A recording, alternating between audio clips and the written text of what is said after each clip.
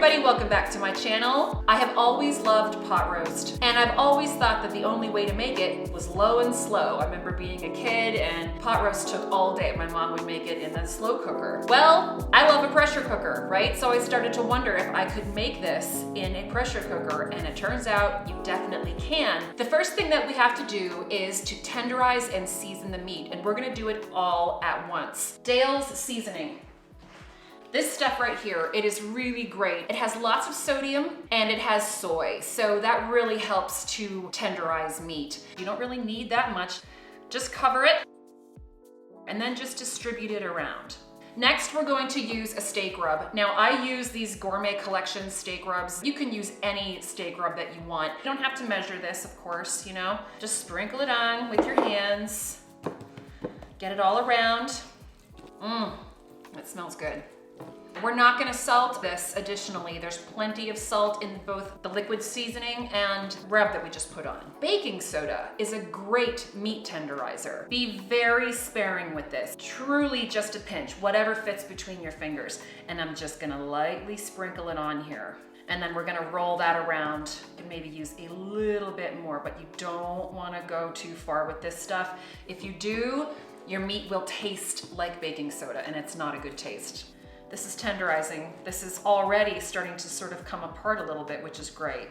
The first thing we're gonna do is brown it on all sides in our 3-liter pressure cooker pot. Turning this up on medium to medium-high heat, and I'm putting some grapeseed oil in, you know, just a couple tablespoons. Grapeseed oil is a really good thing to use here because it has a very high flash point, so you can heat it up pretty high, and we wanna do that. We want this oil to be nice and hot, because we want to really sear this pot roast to get a nice brown crisp on the outside of it. Our oil's nice and hot. We're gonna take this and just pop it in there, and it should sizzle. Yeah. Woo! Careful. It's been on this side for about a minute, so I'm gonna flip it over.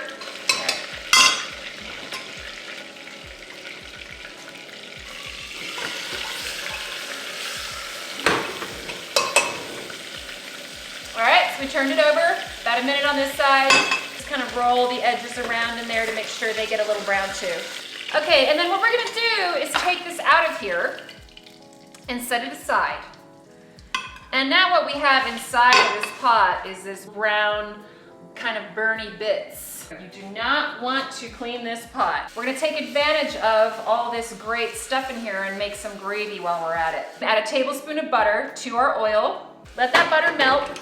Butter's nice and frothy. Add some coarsely chopped vegetables. Rough cut onion, celery, and carrot here. And we're gonna pop that into our pot and just cook that down for a minute or two. And now we're gonna deglaze the pot. Add a cup of beef stock to this. So just pour that in. And right there, that's our cup of cooking liquid. The minimum amount of water or cooking liquid that you add to your pressure cooker before cooking anything is a cup. So that's a perfect amount of liquid. We'll turn this back up a little bit and just bring it to a little bit of a simmer. And that is the start of our gravy.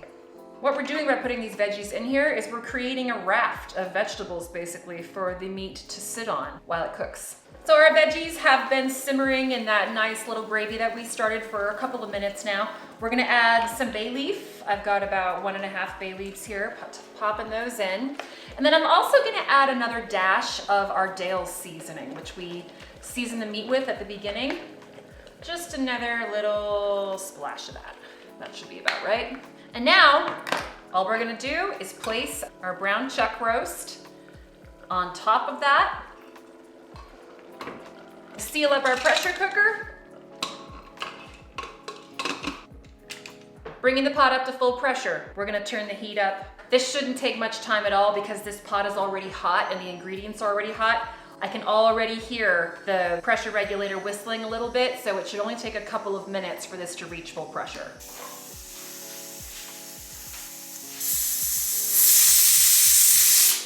Okay, that was our pot reaching full pressure. So now we're gonna turn it down to between medium and low.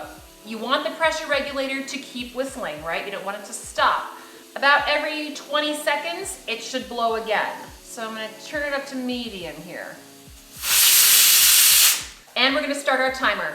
20 minutes. That's how long we're gonna cook this. Your pressure regulator should blow about 2 or 3 times every minute for the next 20 minutes. Okay, so 5:30.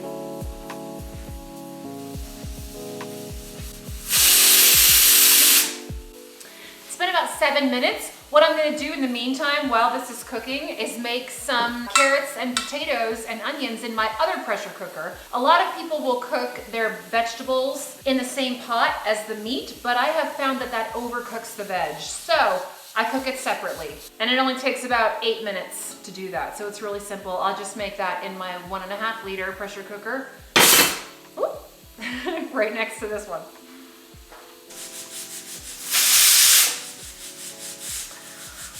I have 2 pressure cookers going right now. One of them has my veg in it, which just hit full pressure, so I'm gonna turn that down to low, medium low. Start my timer for 8 minutes. Okay, our pot roast is done cooking. We're gonna do a natural release method on this. So we're not gonna lift the pressure regulator. What we're gonna do is turn the heat off. The meat's been cooking for, I actually let it go to 23 minutes. Just because I felt like putting it a little bit longer than 20. Gradual release is much better for cooking meat in here. It's too much of a shock. If you were to release all the pressure right now, it would stop the cooking process cold, and we don't want to do that. The pressure in the pot will come down, all the pressure will come out through the stem. Natural release of the pressure usually takes about 10 minutes. Okay, so I've removed our veg from the heat. I turned the heat off and moved it to a cold burner. So we're gonna let that pot decompress naturally too. I let it cook under pressure for about 7 minutes, by the way. 6 or 7, between 6 and 7. Now our pot roast cooker is pretty much empty, right? I'm lifting the vent weight. There's just a little bit of noise, but it's pretty much empty. So now we're gonna remove the lid. And you know, with the Hawkins, if the lid falls in, then the pressure's all out, okay? Lots of steam, of course. Oh, and that wonderful smell just came out and hit me in the face. It's amazing. Wish you were here. And I'm gonna take the pot roast out and put it in a dish to rest. Oh, it's nice and soft. Oh, falling apart. That's a good sign. Okay, and let it rest. We're gonna make gravy out of our trimming because we can't let this great stuff go to waste. We'll scoop our veg out, and you can remove your bay leaves. They've done their job. I wanna take some of the fat out of the gravy before I finish it. There's an awful lot of fat in chuck roast, and there's no reason to keep all of it in your gravy. We're gonna separate it, and it just takes, you know, a couple extra steps, but it's worth it. Scooping out most of the veg here, and that's gonna become part of our gravy too. So we'll set that aside. And I'm gonna strain it to get any of the solids and keep them, because we want those for our gravy. Through a fine mesh strainer, just pour this through.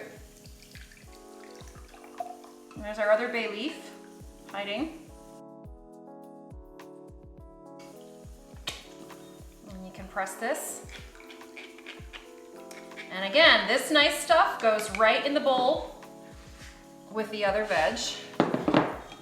While we're waiting for our fat to separate,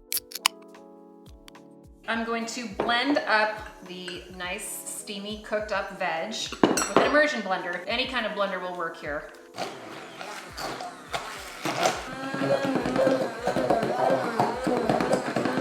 That's pretty much what we wind up with right there. It's just kind of like a steamy mash. We're gonna put that aside, and we're gonna scoop the fat off of this gravy. It's pretty well separated. So we're just pressing the spoon in, letting the fat part come into the spoon. Really try to not scoop out any of that good stuff, because we wanna keep as much of that as we can. And once it gets to be too hard to do that, and you see that the good stuff is sort of seeping in to your spoon, that means you've gotten enough.